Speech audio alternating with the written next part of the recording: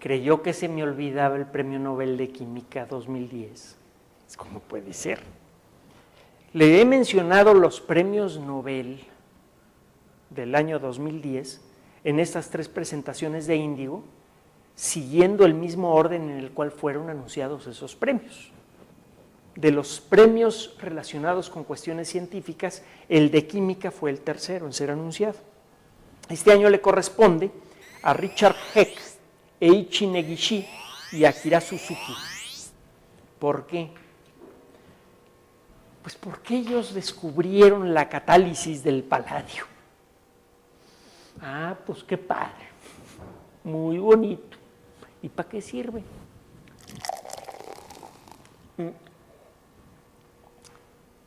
¿Qué es un análisis? Es lo opuesto a una catálisis. Bueno, ¿qué es analizar algo? Analizar algo significa tomar algo y romperlo en cachitos y estudiar cada cachito. Es lo que hacemos cuando estudiamos un problema.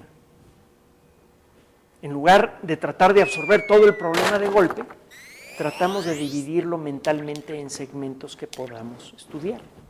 Por ejemplo, una enfermedad. Bueno, el médico tiene que analizar la información que recibe.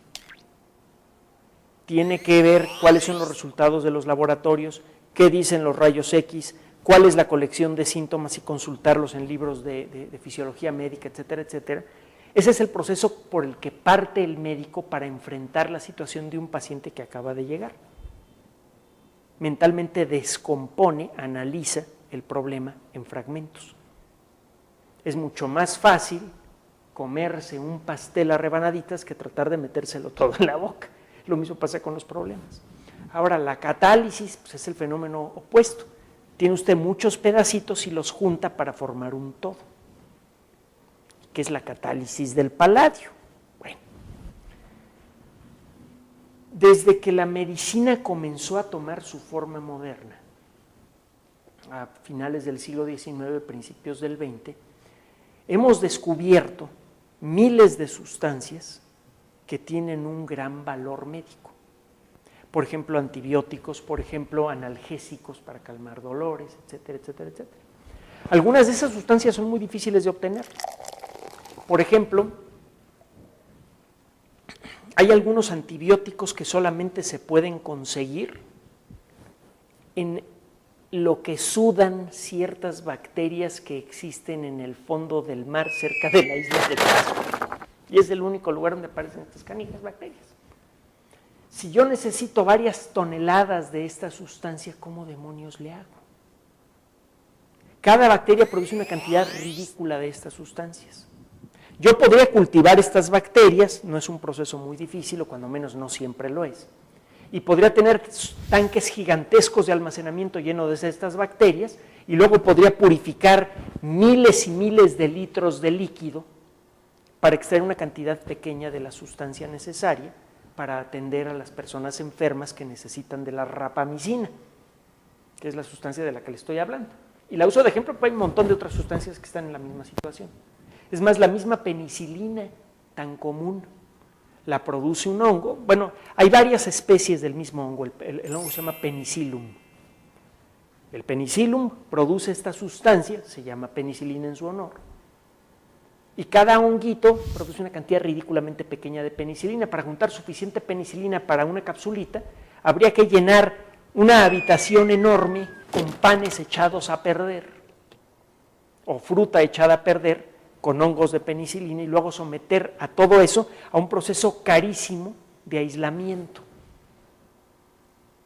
Pues yo no voy a encontrar a la penicilina suelta por allí de manera pura dentro de mi cultivo. Voy a tener la penicilina mezclada con todas las sustancias del hongo y con todas las sustancias del medio de cultivo para el hongo. Para aislar la penicilina voy a tener que trabajar como loco. Sería mucho más padre si yo pudiera ver cuál es la estructura química de la penicilina o de la rapamicina o del ácido acetil salicílico, que es esta sustancia que sirve para eliminar dolores de cabeza y que formó parte del primer medicamento de toda la historia, que se llama Aspique,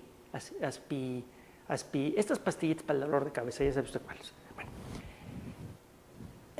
sería mucho más padre que yo pudiera ver cuál es la estructura química de estas sustancias y yo pudiera fabricar esas sustancias de manera directa. Yo por un lado he hecho unas cuantas sustancias simples en un aparato y por el otro saco penicilina pura. Ya no tengo que sembrar un montón de fruta con hongos de penicilina, esperar a que se eche a perder y luego purificar, que sale carísimo. El proceso de síntesis es mucho mejor que el proceso de aislamiento. El fabricar desde cero la molécula que me interesa y solo la molécula que me interesa. Ahora, el problema es que muchas reacciones químicas de gran valor industrial, para la medicina, para la industria de los alimentos, para la industria de los plásticos, para la industria electrónica, para casi todas las industrias, hay muchas reacciones químicas que no suceden fácilmente. Para fabricar el plástico de la cubierta de esa cámara o la pantalla de su computadora, se necesitaron reacciones químicas que de manera normal son lentísimas. Entonces, ¿cómo fue posible fabricar tantos millones de grabadoras, de videograbadoras de alta calidad o de computadoras de alta calidad en tan poco tiempo y a tan bajo costo? Pues gracias a estos cuates que se están llevando el Premio Nobel de Química. ¿Por qué?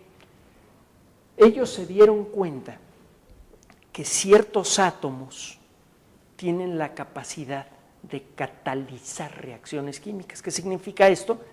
Que por su sola presencia esos átomos facilitan que ciertas sustancias se peguen y reaccionen entre sí. Por ejemplo, para fabricar la penicilina se necesitan reunir 3 o 4 sustancias diferentes y esas moléculas tienen que reaccionar en un orden apropiado. Si usted echa las 3 sustancias en un frasco, aunque se pase media hora agitando el frasco, casi no se produce penicilina y la que se produce es de mala calidad. Pero si usted utiliza paladio, que es un elemento químico, es un tipo de metal, las cosas cambian. El paladio es un átomo grande que atrae a casi cualquier otro átomo que tenga cerca o molécula. Es fácil que las moleculitas que van a formar, que tienen que reaccionar para formar a la penicilina, se peguen en el paladio. En pocos segundos el paladio está rodeado de toda clase de moléculas. Y esas moléculas, ya que están pegadas unas con otras, empiezan a reaccionar. El paladio atrae a todas las moléculas necesarias para la formación de penicilina, se forma una molécula de penicilina y el paladio queda intacto. El paladio es un catalizador, es una sustancia que favorece una reacción química pero no toma parte en ella. Basta con que ponga usted un poquito de paladio en ciertas condiciones en un frasco para que una reacción química que habría tomado 6 meses en realizarse, se realice ahora en segundos. ¿Cuál es el resultado? Que es factible construir fábricas que producen toneladas y toneladas de sustancias químicamente puras, de estructura química perfecta, de manera predecible.